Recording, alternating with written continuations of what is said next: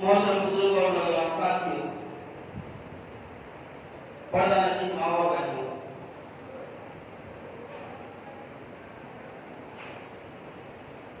گزشتہ جمعہ میں آپ کے سامنے حضرت یوسف علیہ السلام کی سیرت سے چند جھلکیاں پیش کی تھی۔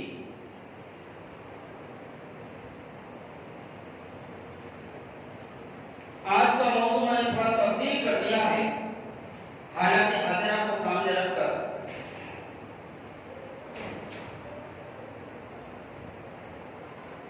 وہ ہے ظلم اور ظالموں کا انجام۔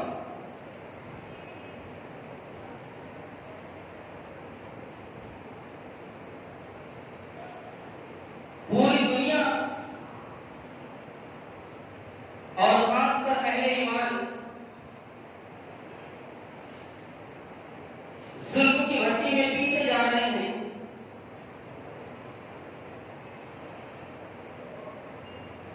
اور ظالم لوگ دندناتے پھر رہے ہیں۔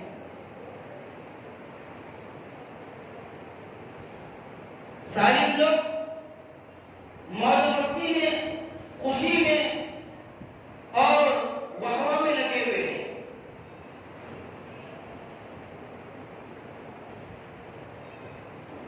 لیکن اس بات کو یاد رکھیے،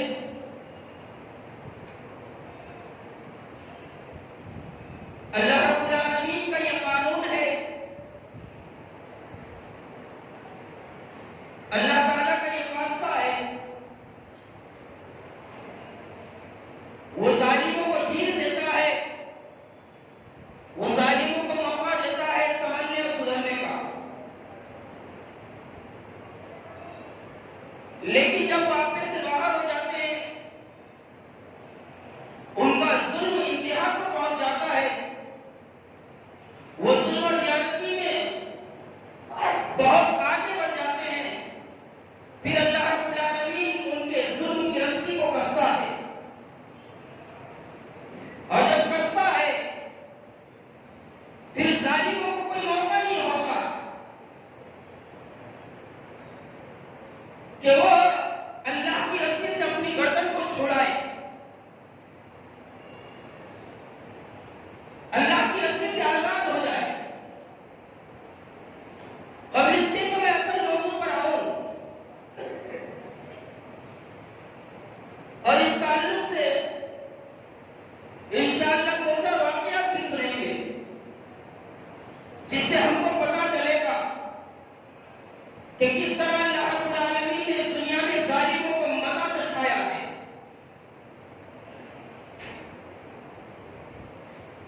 سب سے پہلی بات تو یہ یاد رکھیے، اپنے دل و دماغ میں بٹھا لیجیے، کائنات کا قانون تکوینی ہو یا انبیاء و رسولوں کے ذریعے سے نازل کردہ قانون شرعی ہو، دونوں کی بنیاد اللہ رب العالمین نے انصاف پر اور عدل پر رکھی ہے۔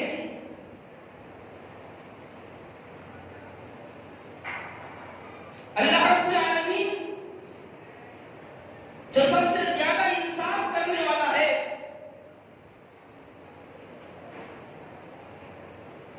اس نے اپنے بعد جو اپنا سب سے محبوب بندہ ہے، برگزیدہ بندہ ہے، یعنی ہمارے آخری نبی حضرت محمد صلی اللہ علیہ وسلم کو اپنی آخری کتاب میں یہ حکم دیا ہے، قل امر ربی بالقسط۔ اللہ رب العالمین نے اپنے نبی کو یہ حکم دیا ہے اپنی آخری کتاب میں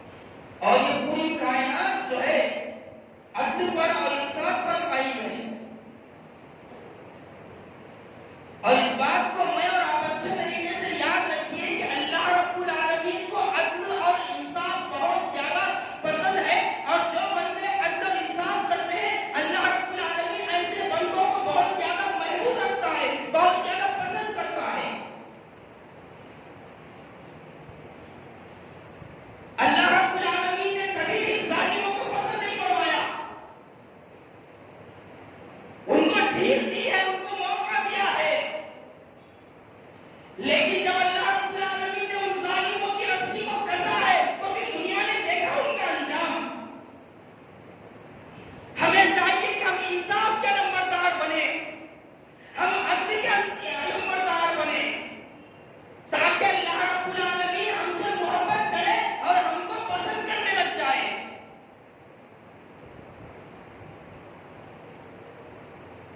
اب اللہ کے رسول صلی اللہ علیہ وسلم نے کیا بات ارشاد فرمائی، ذرا غور سے سنیے۔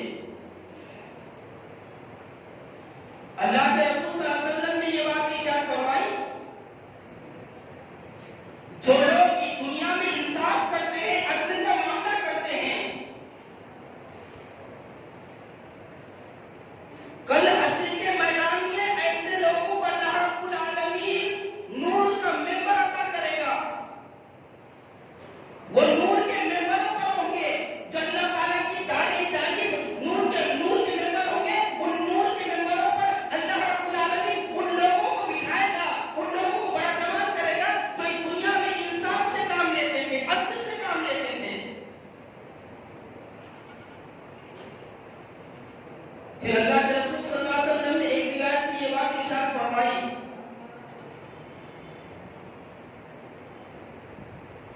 کل حشر کا میدان ہوگا، اللہ کے عرش کے علاوہ کوئی اور سایہ نہیں ہوگا، اللہ کے عرش کے سائے کے علاوہ کوئی سایہ نہیں ہوگا حشر کے میدان میں۔ ساری خلقت پریشان ہوگی، لوگ اپنے گناہوں کی وجہ سے پسینے میں ڈوبے ہوئے ہوں گے۔ 7 قسم کے لوگ ہوں گے جن کو اللہ رب العالمین اپنے عرش کے سائے میں جگہ دے گا، اپنے عرش کے سائے میں پناہ دے گا۔ ان میں سے ایک شخص وہ ہوگا عادل حکمران، عادل بادشاہ ہوگا، جس کو اللہ رب العالمین اس دنیا میں حکومت جس کو اللہ تعالیٰ نے عطا فرمایا تھا، جس کو اللہ رب العالمین نے اس دنیا میں حکومت عطا فرمائی تھی، بادشاہ عطا فرمائی تھی، اور اس نے اپنی رعایا کے ساتھ انصاف کا معاملہ کیا، عدل کا معاملہ کیا، تو اللہ رب العالمین ایسے عادل حکمران کو، ایسے جو ہے انصاف پسند حکمران کو اپنے عرش کے سائے میں جگہ دے گا۔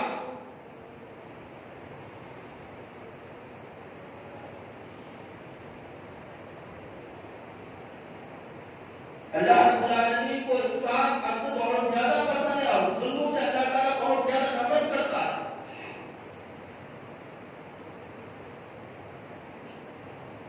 کل آخرت اسی لیے تو آنا ہے نا، آخرت کیوں آنا ہے؟ یہاں تو بہت سارے لوگ مکاریاں کر کے چھوٹ جاتے ہیں، یہاں بہت سارے لوگ ظلم کر کے دندناتے پھرتے ہیں، یہاں بہت سارے لوگ اللہ کے بندوں پر ظلم ستم کر کے اپنے آپ کو بڑا سمجھتے ہیں، متکبر بن جاتے ہیں۔ دنیا میں ان کو پوری سزا نہیں ملتی، حالانکہ اللہ تعالیٰ ظالموں کو دنیا میں بھی سزا دیتا ہے، لیکن ظالموں کو دنیا کی سزا کے ساتھ ساتھ ایک سزا اور ہے، اور وہ ہے آخرت کا عذاب، وَلَعَذَابُ الْآخِرَةِ أَكْبَرُ، اور آخرت کا عذاب بڑا دردناک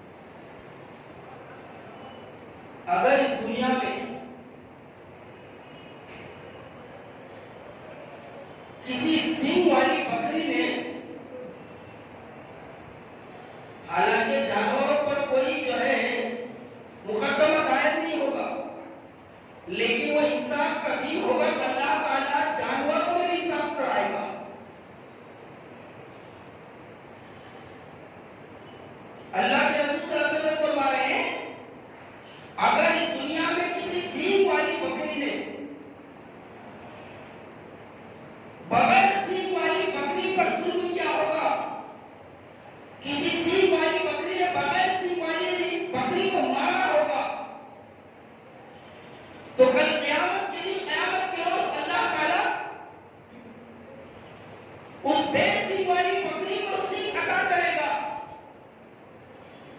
اور کہے گا دیکھ دنیا میں نے اس بکری کو سینگ عطا کیا تھا، سینگ ہونے کے بعد اس نے تجھ کو سینگ نہیں ہونے کے باوجود مارا تھا، لیکن آج انصاف کا دن ہے، حق کا دن ہے اور میں عدل کا مالک ہوں، میں تجھے سینگ عطا کرتا ہوں۔ یہ سینگ والی بکری ہے، جب تجھے سینگ نہیں تھے تجھ کو اس دنیا میں مارا تھا، میں تجھے سینگ دیتا ہوں، آج بدلہ لے لے اور اپنا بدلہ پورا کر دے۔ اتنا انصاف کا دن ہوگا، اتنا عدل کا دن ہوگا۔ تو بتاؤ پھر ذرا سوچنے کی بات ہے، ذرا غور کرنے کی بات ہے، تدبر کرنے کی بات ہے، تفکر کرنے کی بات ہے۔ انسان کو اللہ تعالیٰ نے اشرف المخلوقات بنایا ہے، ساری مخلوقات میں انسان کو اللہ تعالیٰ نے بڑا مرتبہ اور مقام عطا فرمایا ہے۔ اگر کوئی انسان ہو کر انسان پر ظلم کرے گا تو کیا اللہ رب العالمین اس کو بدلہ نہیں دے گا؟ بالکل دے گا۔ اب سوال یہ پیدا ہوتا ہے اس تمہید کے بعد کہ ظلم کے کیا معنی ہوتے ہیں، ظلم کسے کہتے ہیں، ذرا سمجھنے کی کوشش کیجیے۔ اہل علم نے ظلم کی کیا تعریف بیان فرمائی ہے؟ اہل علم نے ظلم کی یہ تعریف بیان فرمائی ہے کہ ظلم کہتے ہیں کسی بھی چیز کو اس کے اصلی مقام سے ہٹا دینا، کسی بھی چیز کو اس کے اصلی مقام سے ہٹا دینا، جس کا جو اصلی مقام ہے اس مقام سے ہٹا کر کسی اور کو مقام دے دینا، اسی کا نام ظلم ہے۔ اسی کو اہل علم جو ہے ظلم کہتے ہیں، کسی کا حق کسی کو دے دینا۔ اور شریعت کی اصطلاح میں ظلم کسے کہتے ہیں؟ شریعت کی اصطلاح میں ظلم کہتے ہیں دوسروں کی جان، مال اور عزت و آبرو پر حملہ کرنا، یہ ظلم ہے۔ شریعت کی اصطلاح میں ظلم کسے کہتے ہیں؟ کہ کسی کی جان پر حملہ کرنا، کسی کے مال پر حملہ کرنا، کسی کی زمین پر قبضہ کر دینا، نہ کسی کے عزت اور آبرو سے کھیلنا، یہ ظلم ہے۔ اب ذرا دیکھیے ایک مسلمان کی حرمت، ایک مسلمان کی، مومن کی عزت کتنی بڑی عزت ہے اور ایک مسلمان کی حرمت کتنی بڑی حرمت ہے۔ اس حدیث کو ذرا غور سے سنیے اور اس پر غور فکر کیجیے۔ ایک مرتبہ اللہ کے رسول صلی اللہ علیہ وسلم خانہ کعبہ سے مخاطب ہو کر کہنے لگے، خانہ کعبہ، اللہ کے رسول صلی اللہ علیہ وسلم خانہ کعبہ کی طرف مخاطب ہو کر کہنے لگے خانہ کعبہ کو، اے خانہ کعبہ تیری حرمت کے کیا کہنے، تیری حرمت تو بہت بڑی ہے، اے خانہ کعبہ تیری عظمت کے کیا کہنے، تو بڑا عظمت والا ہے۔ لیکن اللہ کے رسول صلی اللہ علیہ وسلم نے آگے کیا ارشاد فرمایا، ذرا غور سے سنیے۔ آج ایک مسلمان کو کاٹ کے کھا رہا ہے، ایک مسلمان دوسرے مسلمان کی زمین پر ناحق قبضہ کر رہا ہے، ظلم کر رہا ہے۔ ابھی آگے بتاؤں گا میں واقعات کے ذریعے سے آپ کو کیا مسلمان کس طرح جو ہے ظالم بنا ہوا ہے، اور پھر ظالم ہونے کی وجہ سے اللہ کا عذاب آ رہا ہے تو ہم رو رہے ہیں، چیخ رہے ہیں، چلا رہے ہیں اور پکار لگا رہے ہیں۔ اللہ کے رسول صلی اللہ علیہ وسلم نے ارشاد فرمایا تو عظمت والا ہے، تو حرمت والا ہے، اے خانہ کعبہ، اس میں کوئی دو رائے نہیں ہے، لیکن ایک مومن کی حرمت اللہ کے نزدیک تجھ سے بھی زیادہ ہے۔ اللہ کے رسول کہتے صحیح بات ہے،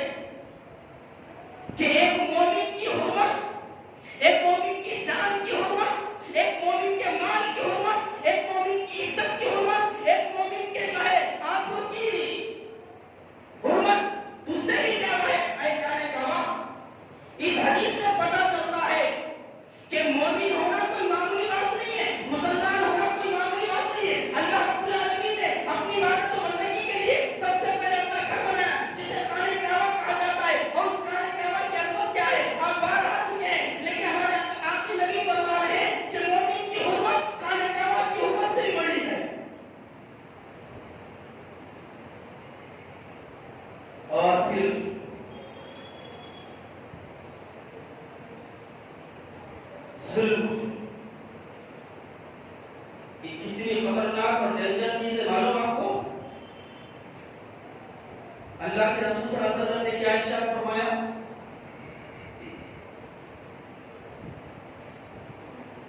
حضرت آدم کے دو بیٹے تھے، ایک کا نام تھا قابل اور ایک کا نام حابیل۔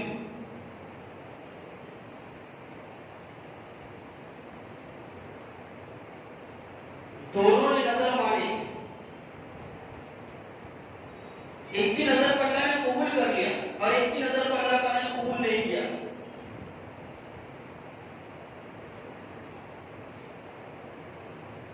حابیل کی نظر پر اللہ نے قبول کر لیا، قابل کی نظر پر اللہ نے قبول نہیں کیا۔ جب اللہ تعالیٰ نے حابیل کی نظر کو قبول کر لیا اور قابل کی نظر کو قبول نہیں کیا تو قابل ٹینشن میں آ گیا، غصے میں آ گیا،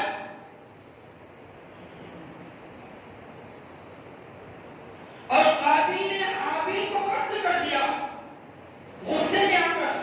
تو اللہ کے رسول صلی اللہ علیہ وسلم کیا ارشاد فرما رہے ہیں؟ دنیا میں آخرت تک قیامت تک جتنے بھی قتل ہوں گے اس کا ایک حصہ آدم کے ایک بیٹے قابل کے حصے میں آئے گا جس نے حابیل کو قتل کیا تھا، کیونکہ یہ دنیا کا پہلا قاتل ہے جس نے اپنے بھائی حابیل کا قتل کیا تھا۔ اب قیامت تک جتنے قتل ہوتے رہیں گے قابل کے حصے میں اس کا ایک حصہ آئے گا۔ ذرا اندازہ لگائیے کہ ظلم جو ہے کتنی ڈینجر چیز ہے اور ظلم کتنی خطرناک بلا ہے۔ یہ بخاری شریف کی روایت ہے۔ ظلم کیا ہے؟ دوسروں کا حق ناحق طریقے سے کھا لینا یہ بھی ظلم ہے۔ دوسروں کا حق، دوسروں کا مال ناحق طریقے سے کھا لینا یہ بھی ظلم ہے۔ اللہ رب العالمین اپنی آخری کتاب میں ارشاد فرماتا ہے، ذرا میں بھی اور آپ بھی غور سے سنیے۔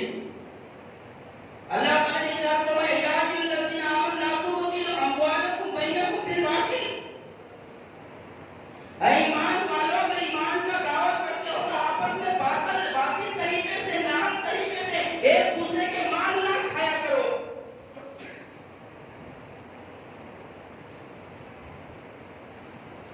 اس دنیا میں بہت سارے ایسے زور آور لوگ گزرے ہیں اور آج بھی ہے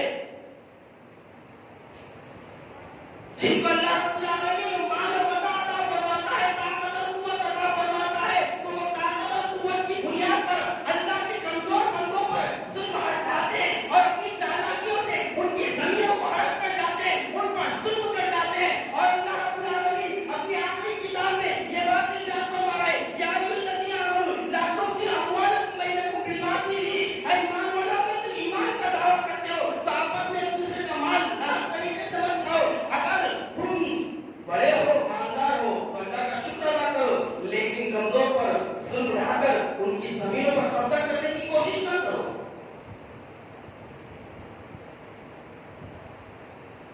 اب اللہ کے رسول صلی اللہ علیہ وسلم نے کیا ارشاد فرمایا، ذرا غور سے سنیے۔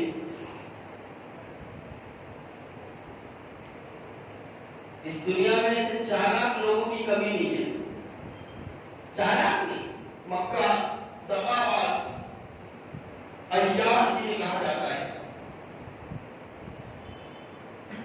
اللہ کے رسول صلی اللہ علیہ وسلم نے ایک مرتبہ فرمایا، تم میں سے دو لوگ اپنا جھگڑا لے کر میرے پاس آتے ہو، تم میں سے دو لوگ اپنا جھگڑا لے کر میرے پاس آتے ہو، اور جو حقدار ہوتا ہے، جس کا حق ہوتا ہے، وہ منہ بڑا ہوتا ہے، اس کو بات کرنے کا انداز نہیں ہوتا، اس کو اپنی بات رکھنے کا طریقہ نہیں ہوتا ہے نا۔ بعض دفعہ ایسا ہوتا ہے، ایک شخص کے پاس مال ہے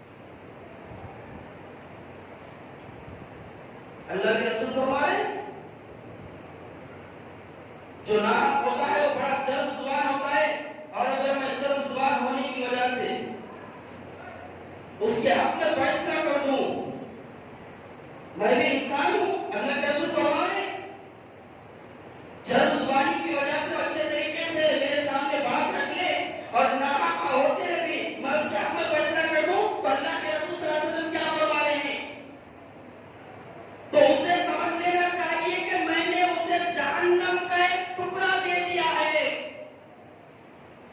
اس نے اپنی مکاری کی وجہ سے جہنم کا ایک ٹکڑا اپنے حصے میں کر لیا ہے۔ مجھ کو یہ نہیں معلوم تھا، مجھ کو یہ علم نہیں تھا کہ حق کس کا ہے، لیکن چرب زبان ہونے کی وجہ سے، اچھے طریقے سے بات رکھنے کی وجہ سے اگر میں ناحق کر کے جو ناحق پر ہے اور جو حق پر نہیں ہے اس کے حق میں فیصلہ سنا دوں، وہ یاد رکھے کہ میں اسے جہنم کا ایک ٹکڑا دے رہا ہوں۔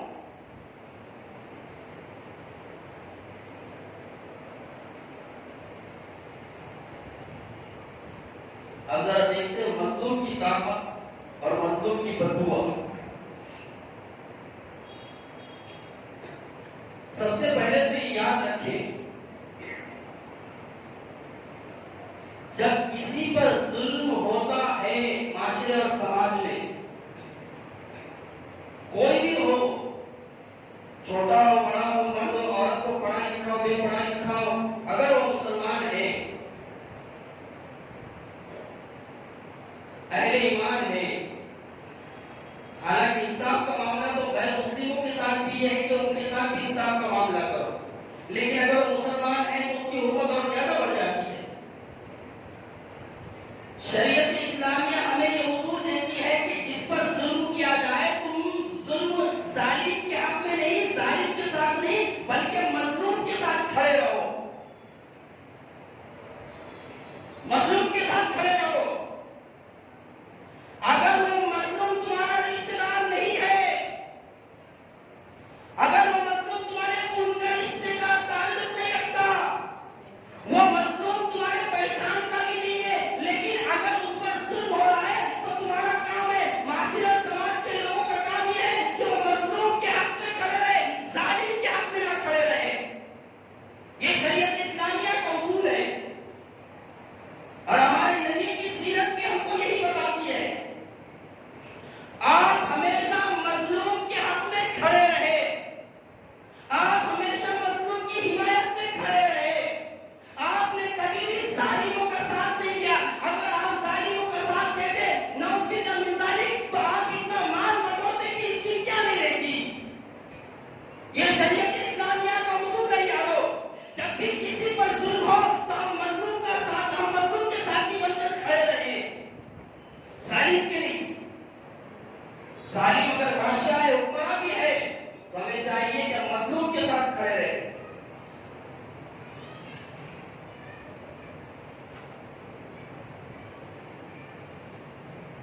علماء کرام نے ظلم کی 3 قسمیں کی ہے۔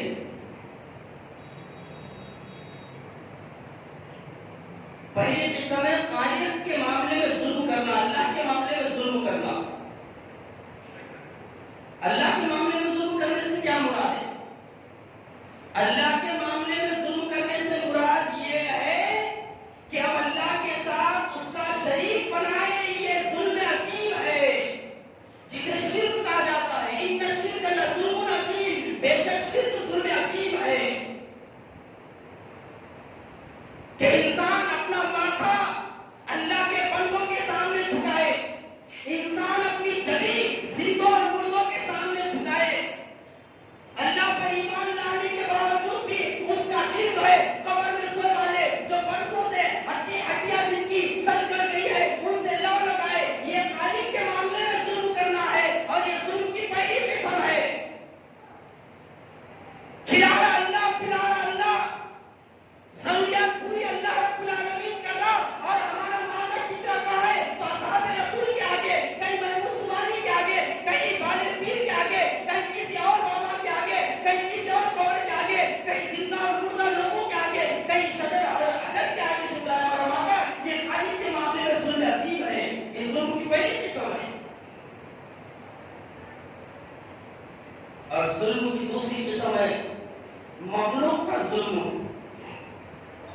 اللہ کے نادار بندوں پر انسان ظلم کرے.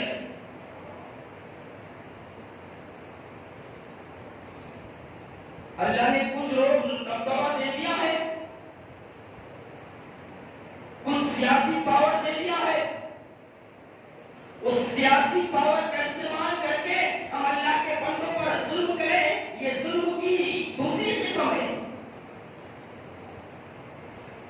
اور ظلم کی تیسری قسم یہ ہے کہ انسان پر ظلم کرے, انسان اپنے آپ پر ظلم کرے, اپنے نفس پر ظلم کرے.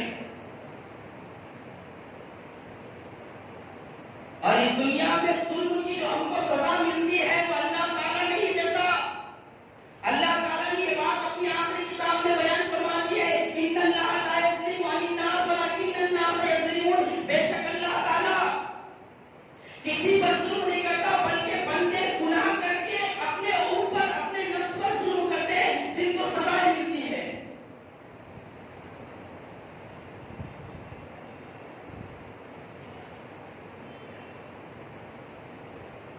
اب اللہ کے رسول صلی اللہ علیہ وسلم کی ایک حدیث سنیے ذرا غور سے. اللہ کے رسول صلی اللہ علیہ وسلم نے کیا بات ارشاد فرمائی؟ اللہ کے رسول صلی اللہ علیہ وسلم نے ہمیں یہ حکم دیا ہے کہ جہاں کہیں کوئی مظلوم نظر آئے, جہاں کوئی مظلوم نظر آئے, اور مظلوم کون ہوگا؟ جس کا حق چھین لیا گیا ہوگا بغیر ریزن اور کارن کے, جو اپنی ذمہ داری خود ہی چھوڑ دے وہ مظلوم کہنا ٹھہرا بھائی. جو شخص اپنی ذمہ داری چھوڑ کے دامن جھٹک کے بھاگ جائے وہ مظلوم ٹھہرا کیسا؟ فیصلہ آپ کیجئے, فیصلہ آپ کو کرنا ہے. کہتا ہوں وہی بات جسے حق سمجھتا ہوں.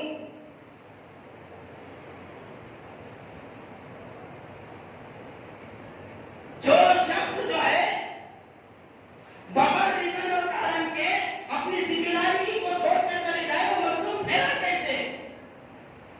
مظلوم تو ہوا ہے جس کو بغیر ریزن اور کارن کے اپنی ذمہ داری سے ہٹایا جائے وہ مظلوم ہے. اور اللہ کے رسول صلی اللہ علیہ وسلم مظلوم کے بارے میں کیا ارشاد فرما رہے ہیں؟ ذرا غور سے سنیے. چاپلوس نہ بنیے, خوشامدی چالیں نہ کیجیے, عیاری اور مکاری کا معاملہ نہ کیجیے. پہلے بھی چاپلوس گزرے گئے ہو, آپ کو واقعہ بتاؤں گا, آپ کو پھر پتا چلے گا. چاپلوسی کرنا آج کا وتیرہ نہیں ہے, پہلے کا وتیرہ ہے.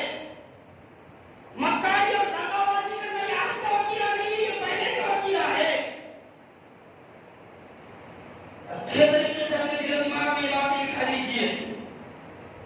اللہ کے رسول صلی اللہ علیہ وسلم کیا ارشاد فرما رہے ہیں؟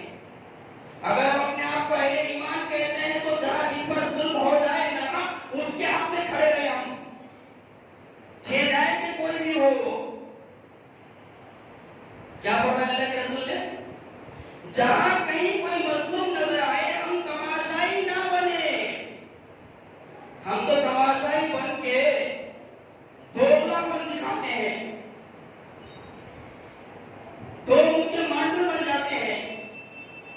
ایک طرف ایک بات کرتے ہوئے نظر آتے ہیں اور دوسری طرف دوسری بات کرتے ہوئے نظر آتے ہیں, اور اسی دوغلے پن کی وجہ سے ہم کو اس دنیا میں سزائیں مل رہی ہے. اور الحمدللہ اس دنیا میں انسان پسند لوگ ہیں جس کی وجہ سے یہ دنیا چل رہی ہے, جن کی وجہ سے اللہ تعالیٰ یہ دنیا چلا رہا ہے.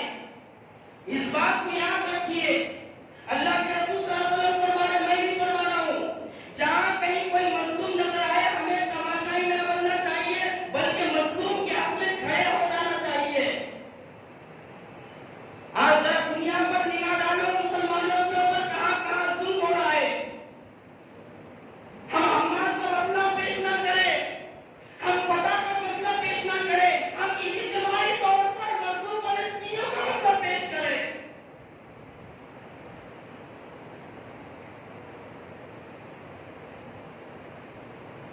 آگے بتاؤں گا آپ کو. اس کا حق دلانے میں اپنا کردار ادا کریں. آپ نے دوسرے موقع سے فرمایا لوگ جب ظالم کو دیکھ رہے ہیں وہ ظلم کر رہا ہے اور لوگ تماشا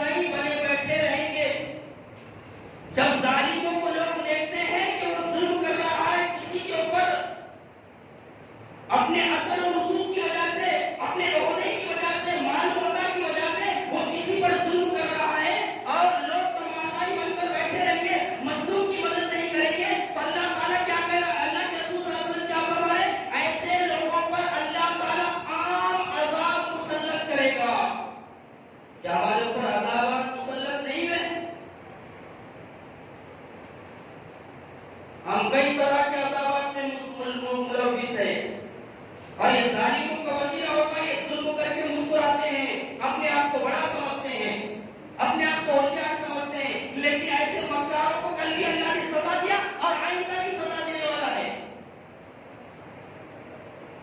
اس بات کو یاد رکھیں اچھے طریقے سے۔ ہم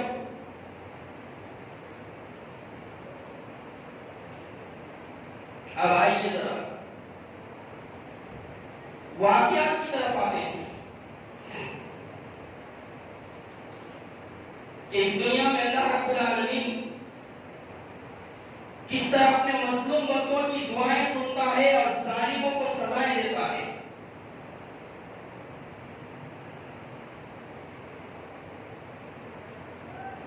ضرورت اس بات کی ہے کہ ہم تھوڑا انتظار کریں،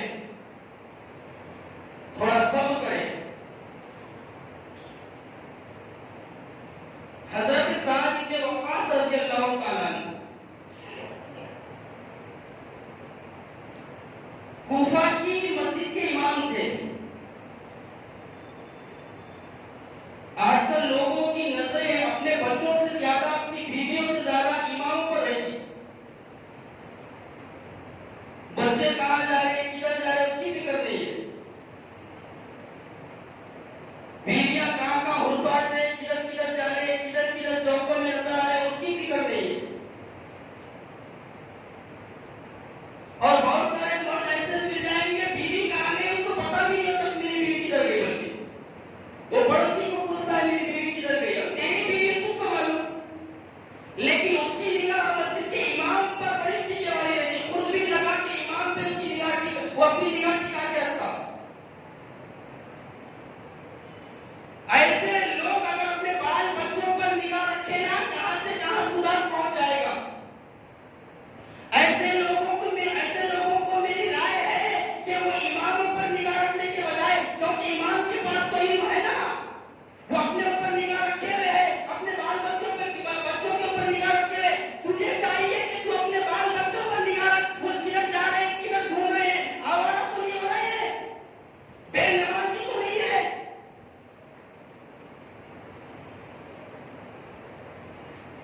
آج لوگوں کی اکثریت کا معاملہ ایسا ہے، مسجدوں کے اماموں پر بڑی نگاہ رہتی۔ حضرت سعد بن ابی وقاص رضی اللہ تعالیٰ عنہ کوفہ کی مسجد کے امام تھے، اور کوفہ کے گورنر بھی تھے،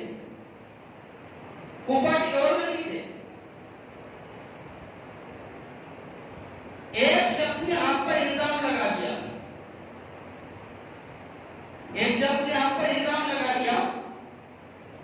کہ آپ نماز صحیح نہیں پڑھاتے۔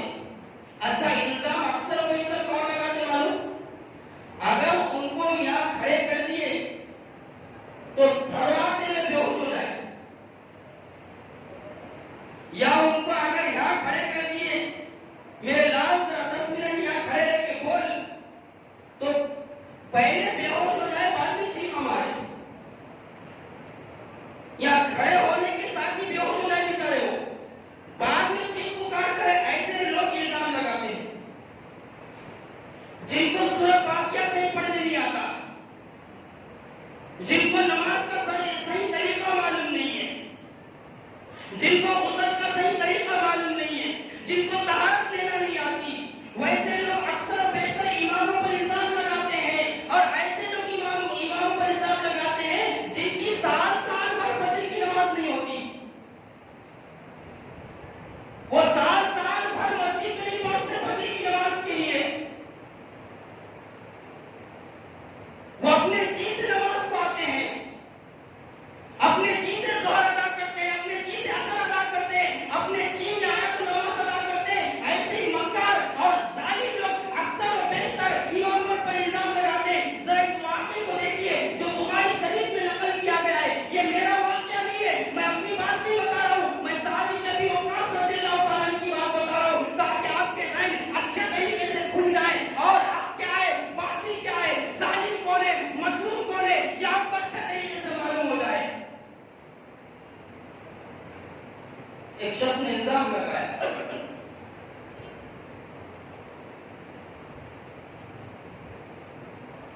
کہ آپ نماز صحیح نہیں پڑھا رہے.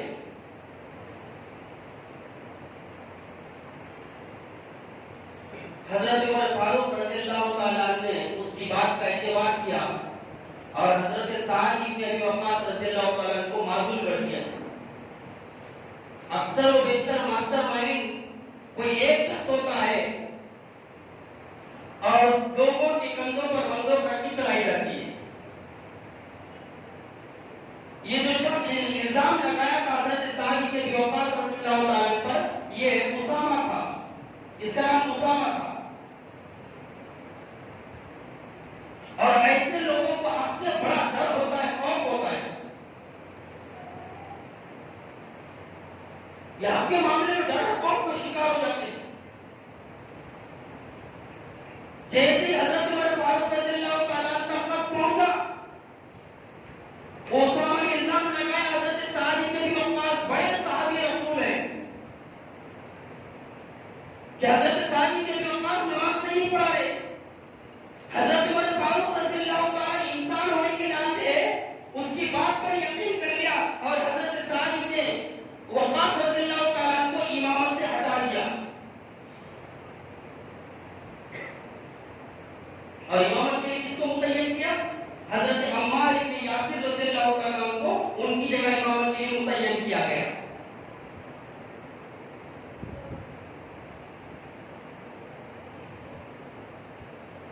حضرت عمر فاروق رضی اللہ تعالیٰ کو اس کی بات پر بعد میں شک ہوا.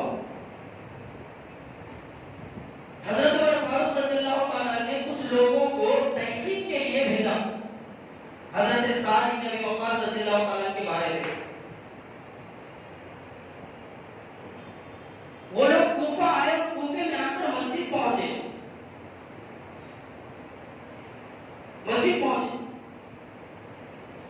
مسجد میں پہنچنے کے بعد جو 5 وقتہ نمازی تھے ان سے سوال کیا.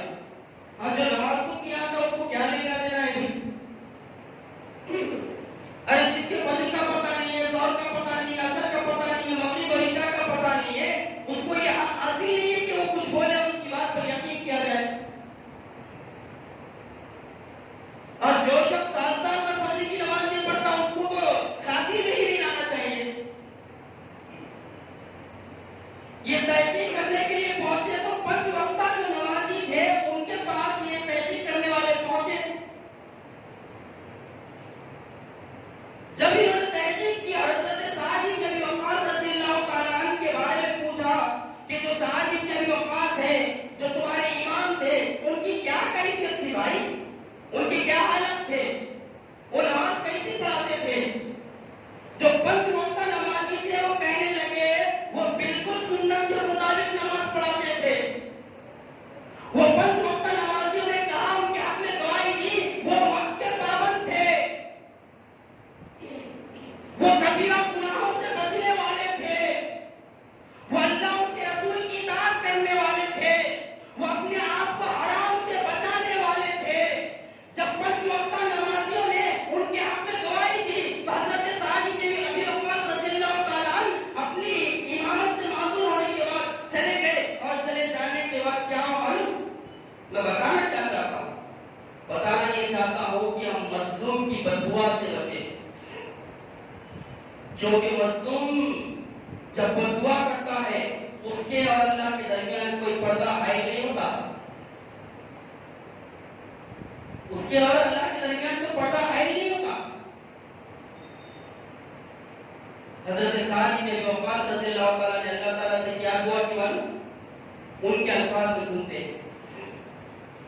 حضرت سعد بن ابی وقاص رضی اللہ تعالیٰ نے اللہ سے دعا کی کہ اے اللہ، یہ شخص جس نے مجھ پر الزام لگایا ہے، تہمت لگائی ہے، یہ دکھاوے اور شہرت کے لیے میرے خلاف کھڑا ہوا ہے کہ میں کچھ نہیں کر سکتا، یہ کیوں کر رہا ہے؟ آج اکثر و بیشتر لوگوں کا معاملہ اسی ہے. دیکھ لیے کہ اپن کچھ نہیں کر سکتے تو دوسرے کو بھی کچھ کرنے مت دو. اپن آگے نہیں بڑھ سکتے تو دوسرے کا بھی پیجامہ کھینچو. اپنے اندر کوئی صلاحیت نہیں ہے پھیرنے کی تو جن کی صلاحیت ہے ان کی صلاحیت کو خراب کرنے کی کوشش کرو.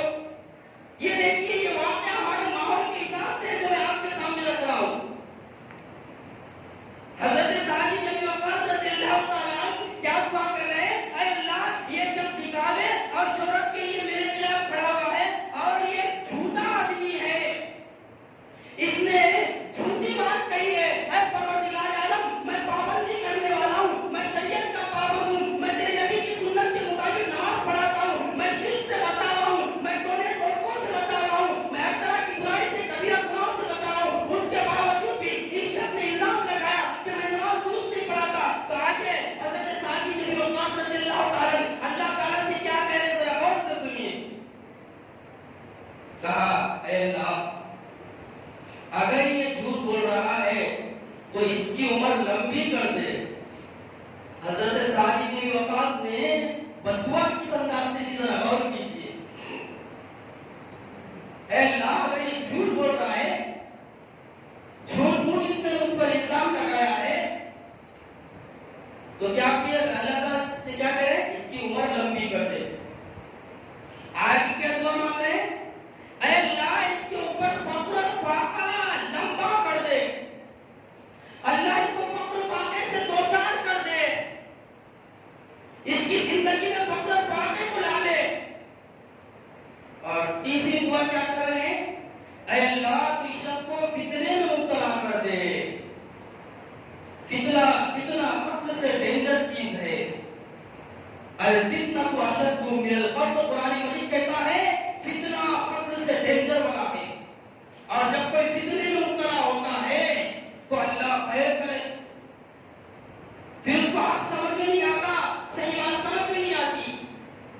حضرت سعد بن ابی وقاص رضی اللہ تعالیٰ نے اس کے حق میں 3 بددعائیں فرمائی ہیں. اور پھر لوگوں کا کیا کہنا ہے ذرا غور سے سنیے. لوگوں نے دیکھا اس شخص کی عمر لمبی کر دی گئی,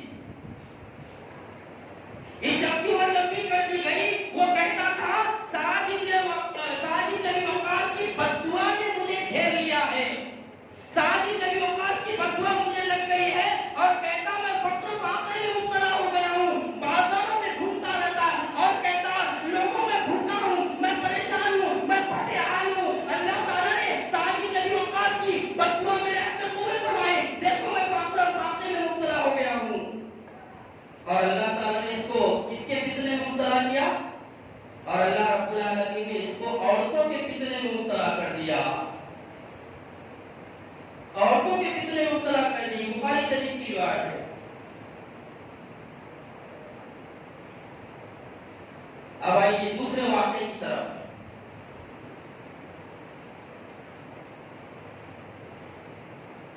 سعید ابن مصری حفظہ اللہ, یہ سعودی عرب کی عالم دین ہے, انہوں نے یہ واقعہ بیان کیا. وہ کہتے ہیں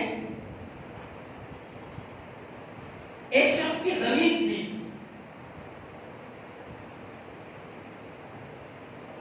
ایک شخص کی زمین تھی, دوسرا شخص اس کا پڑوسی تھا, اور پڑوسی نے جس کی زمین تھی اس کی زمین پر قبضہ کر لیا, اور قبضہ کرنے کے ساتھ ساتھ کیا کہا معلوم, ثبوت بھی پیش کر دیا کاغذ کے طور پر, اور 2 گواہ بھی پیش کر دیا کاغذ کے طور پر, انسان کے طور پر. سعودی عرب میں شرعی عدالت لگائی گئی.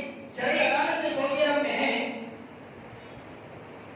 وہ جب بھری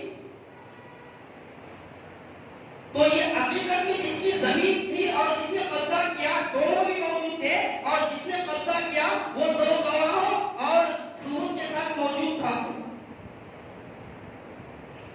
قاضی صاحب کہنے لگے آپ کہہ رہے کہ یہ زمین آپ کی ہے, اور یہ کہہ رہا ہے کہ یہ زمین میری ہے, اور اس کے پاس ثبوت بھی ہے, گواہ بھی ہے, تو آپ ذرا گواہ اور ثبوت پیش کریں, آپ ذرا گواہ اور ثبوت پیش کریں. وہ مظلوم شخص کہنے لگا زار پکار روتے ہوئے, قاضی صاحب میں غریب آدمی ہوں, میرے پاس کوئی ثبوت اور گواہ نہیں ہے, لیکن یہ زمین میری ہے, میں اللہ کی قسم کھا کر کہتا ہوں. قاضی صاحب کہنے لگے بے شک تمہاری قسم سچی ہے, لیکن عدالت گواہی کے طور پر فیصلہ سناتی ہے, تم گواہ پیش کرو, میں تمہارے حق میں فیصلہ سنا دوں. وہ مظلوم شخص جو ہے گواہ پیش کرنے میں بھی ناکام رہا, ثبوت پیش کرنے میں بھی ناکام رہا. ارے آپ کو ایسے بھی متقی اور پرہیزگار مل جائیں گے جو شراب پلا کر بھی سائن لینے کو نہیں ڈرتے, پھر بھی تقویٰ اور پرہیزگاری کے پہاڑ نظر آتے ہیں. تقویٰ اور پرہیزگاری کے پہاڑ نظر آتے ہیں. ہائے ہائے اللہ خیر کرے. مشہور ہے، بندر کے گلے میں موتیوں کا ہار۔ اللہ ایسوں کو دولت دے رہا ہے، نہ بگاڑ نہ ہجاروں کو دولت بھی اور اوڑھنے بھی دے رہا ہے۔ بندر کے گلے میں موتیوں کا ہار۔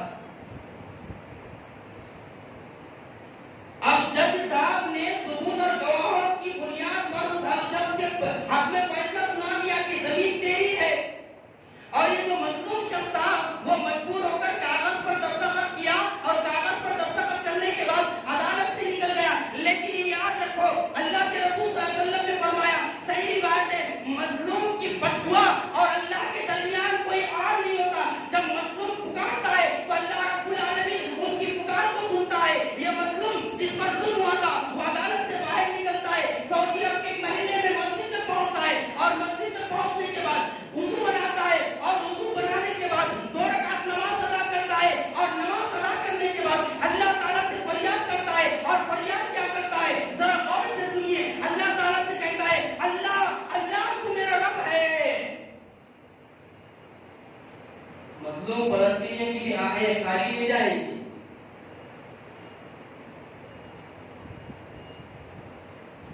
وہ معصوم بچوں کی لاشیں جو اٹھ رہی ہیں وہ رائے گا تھوڑی جائیں گی۔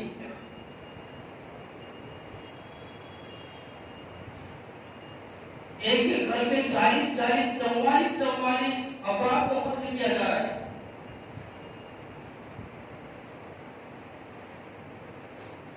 بارہ 13 سال کا بچہ ہے، لاشیں پڑی ہوئی ہیں اور اپنے باپ کو ڈھونڈ رہا ہے۔ کیا اللہ ان ظالموں کے ظلم سے ناشنا ہے؟ جی ناشنا نہیں ہے۔ اللہ ان کو ڈھیل دے رہا ہے، ان کو موقع دے رہا ہے کہ سمجھ جاؤ، سمجھ جاؤ، میرے بندے تو ڈٹے ہوئے ہیں، جمے ہوئے، استقامت اختیار کیے ہوئے، لیکن یاد رکھو، میں جب تم کو پکڑوں گا، فرعون کو موقع نہیں ملا، حامان کو موقع نہیں ملا، شداد کو موقع نہیں ملا، ابو جہل کو موقع نہیں ملا، ابو لہب کو موقع نہیں ملا، اے یہودیوں تم کو بھی موقع نہیں ملے گا۔ میں تو دل دے رہا ہوں تمہارا کو، میں دیکھ رہا ہوں معصوم بچوں کو بھی، اللہ رب العالمین عرش پر بیٹھ کر سارا نظارہ کر رہا ہے، مظلوموں کو دیکھ رہا ہے۔ یہ سمجھتے ہیں کہ ہم ہوشیار ہیں، ہم نے اس کو نابود کر دیں گے؟ جی نہیں، ذرا فریاد سنیے، اللہ تو میرا رب ہے، تو جانتا ہے میں سچا ہوں، یہ جھوٹے ہیں، ان لوگوں نے میرے اوپر ظلم کیا ہے، اللہ مجھے اس کا بدلہ چاہیے۔ وہ مظلوم شخص اللہ تعالیٰ سے فریاد کر رہا ہے کہ اللہ مجھے اس کا بدلہ چاہیے، اور اللہ تعالیٰ سے فریاد کر رہا ہے، اللہ بدلہ چاہیے مجھے، آج بدلہ چاہیے۔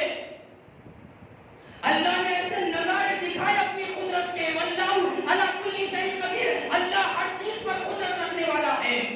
اللہ نے نظارے دکھائے دنیا والوں کو کہ دیکھو میں ظالم کو چھوڑ بھی دیتا ہوں، لیکن جب مظلوم مجھے پکارتا ہے اور جب پکار میرے عرش تک پہنچتی ہے تو میں مظلوم کی بددعا کو بھی سنتا ہوں۔ وہ کہنے لگا اللہ مجھے آج چاہیے بدلہ۔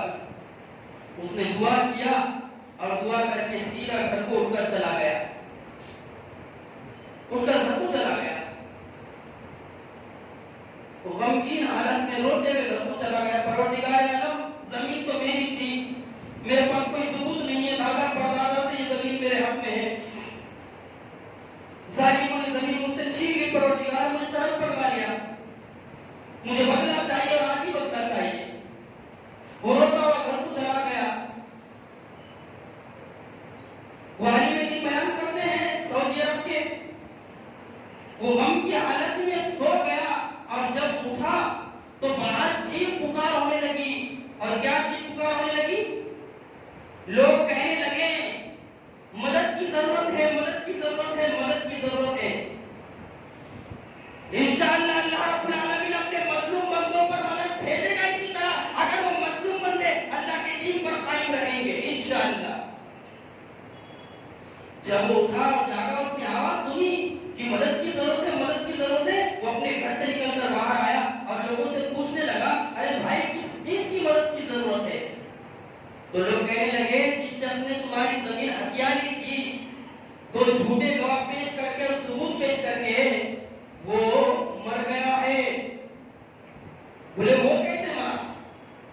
وہ ایسے مرا کہ جب اس کے حق میں عدالت کا فیصلہ آیا وہ اور اس کے دو ساتھی بائک پر جو ہے خوشی خوشی گئے اور تیرے زمین کے چکر لگانے لگے. اللہ کیا کیا مزہ چکاتا ہے، کیا کیا نظارے دکھاتا ہے.